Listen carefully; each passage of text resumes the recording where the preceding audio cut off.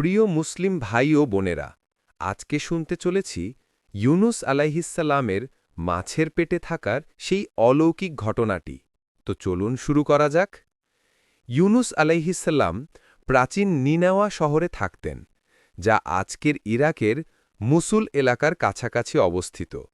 তিনি তার জাতিকে আল্লাহর পথে ডাকলেন। তারা বারবার তার দাওয়াত অস্বীকার করল। তিনি বিরক্ত হয়ে আল্লাহর অনুমতি ছাড়া শহর ছেড়ে চলে গেলেন। রাগ আর দুঃখের মধ্যে তিনি নদীর তীরে এলেন। সামনে একটি বড় জাহাজ মিলল। জাহাজে জায়গা ছিল, তাই তিনিও উঠে পড়লেন। মাঝ নদীতে পৌঁছাতেই প্রচণ্ড ঝড় উঠল। জাহাজ প্রায় ডুবে যাওয়ার মতো অবস্থা।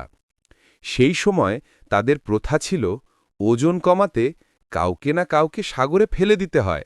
তার জন্য লটারি করা হয়। লটারি ৩ বার করা হয়।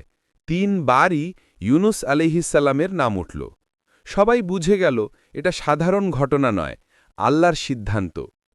ইউনুস আলাইহিসসালাম বুঝে নিলেন এটা আল্লাহর শাস্তি ও পরীক্ষা। তিনি নিজে থেকেই সাগরে লাফ দিলেন। লাফ দেবার পরপরই আল্লাহর হুকুমে একটি বিশাল মাছ তাকে জীবিত অবস্থায় গিলে ফেলল।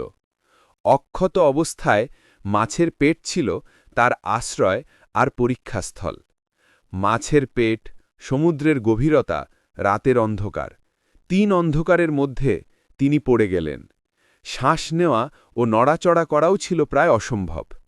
এই অবস্থায় তিনি শুধু এক দোয়া পড়তে থাকলেন, লা ইলাহা ইল্লা আনতা সুবহানাকা ইন্নী কুনতু মিনাজ জালিমিন। হে আল্লাহ, তুমি ছাড়া কোনো উপাস্য নেই, তুমি পবিত্র, আমিই ছিলাম অন্যায়কারী। তার আন্তরিক তওবা আল্লাহ কবুল করলেন। মাছকে নির্দেশ দেওয়া হলো তাকে বের করে দিতে।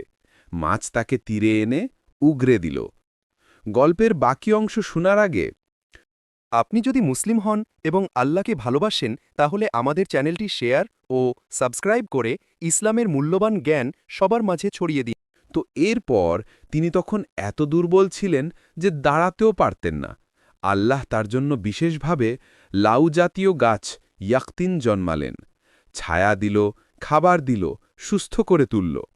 সুস্থ হওয়ার পর তিনি তার জাতির কাছে ফিরে গেলেন, আর এবার তার দাওয়াত জাতি গ্রহণ করল। সবাই তওবা করল এবং পুরো জাতিকে আল্লাহ শাস্তি থেকে রক্ষা করলেন।